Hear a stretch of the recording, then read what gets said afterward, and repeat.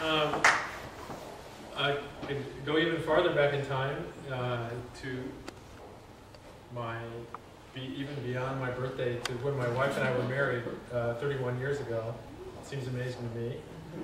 We were very young and naive, and for 7 years we lived in a utopian environmentalist community in New York State. We lived in a very small space, just 700 square feet. We didn't have a car or a lawn. We did our grocery shopping on foot, and when we had to travel longer distances, we traveled by public transportation. Our electric bill worked out to just $1 a day. We had no large appliances. The utopian community was Manhattan. We lived at 69th and 2nd in an apartment on the 14th floor of a red brick high-rise.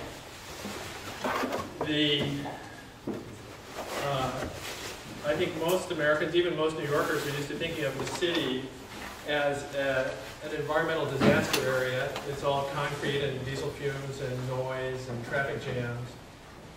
But by the most significant measures, New York City, I believe, is the greenest community in the United States and one of the greenest in the world. New Yorkers consume gasoline at the lowest rate in the United States, about 90 gallons a year versus something like a national average of 500 or 450. Vermont, which was voted the #1 greenest state in the country by Forbes, has an per capita average of 550 gallons. New York State, entirely because of New York City, has the lowest per capita electricity use in the country. New Yorkers are the lowest per capita electricity users. If New York City is larger in population than all but 11 states, if you made it a state, it would rank 51st in per capita energy use in all categories. New Yorkers are low per capita users of water. They're low per capita generators of solid waste. They have the smallest carbon footprint in the country, about 7.5 metric tons per person versus the national average of almost 25. New York City's per capita carbon footprint isn't quite what Sweden's is, but Manhattan's is. For the country as a whole to achieve the New York City carbon footprint would require a national reduction of 70%, which is considerably more than anything anybody's talking about doing. New York City residents are also the largest consumers of public transportation in the country by far. Almost a third of all the public transit passenger miles traveled in the United States are traveled in the metropolitan New York City region. New York has half of all the subway stops in the United States. So much so I can't remember exactly what this,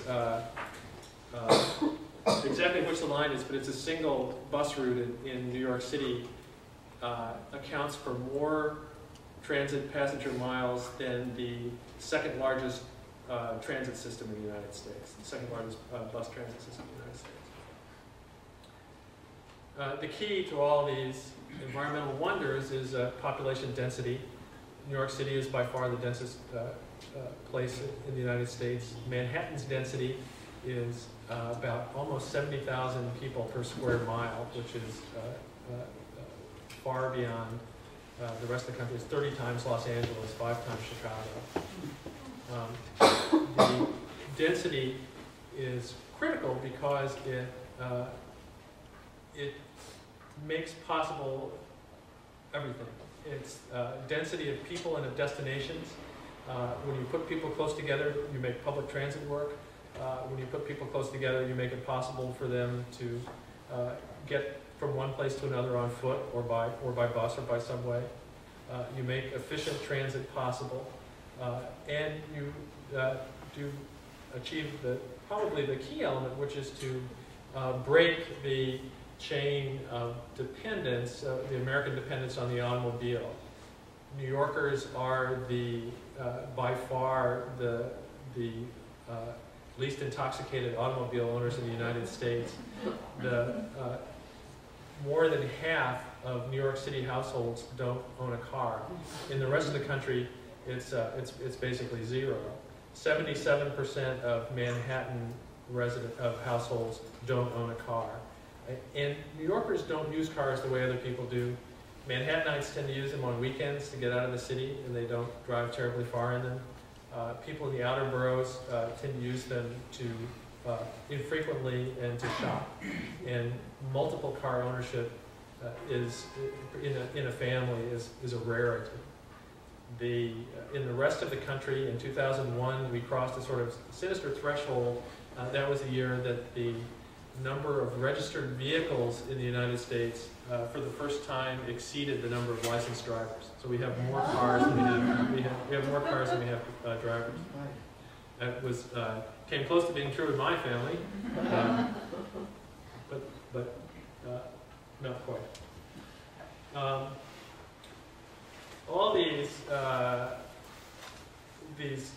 think environmentally significant facts, I began to think about them 25 years ago when my wife and I moved away from New York City. We had a daughter when we were living in the city in 1984, and by 1985 she had morphed into this very active person, and we decided that we didn't want to bring her up in a city. And we moved about 100 miles north to a small town in Connecticut, a town of about 4,000 people. We live in a 200-year-old house. We live in a recycled house. We live across a dirt road from a 4,000-acre nature preserve. I've seen a bear in my yard. There are deer and raccoons and everything else. There's a stream down at the bottom of the hill, and I can hear it rushing by. There's a 19th century railroad tunnel that I can walk to from my door without crossing it, while crossing only one paved road. And it seemed like when we moved to Connecticut that we had stepped into Arcadia. But in fact, our move was an environmental disaster. We went from owning no cars to owning one car, our first car, and then immediately realized that one car wasn't enough. Because if you have one car, you can't pick up your car from the mechanic and you take it in to have it serviced. And so we got a second car, and then we acquired a third car as a result of a mild midlife crisis of mine. And then when our two kids became old enough to drive, that car became a necessity. The people who live in the city and imagine rural life picture doing things like going for walks and kayaking down rivers and hiking through the woods and gathering eggs from your own chickens. But what you really do when you move out of the city is move into a car and move your children into car seats.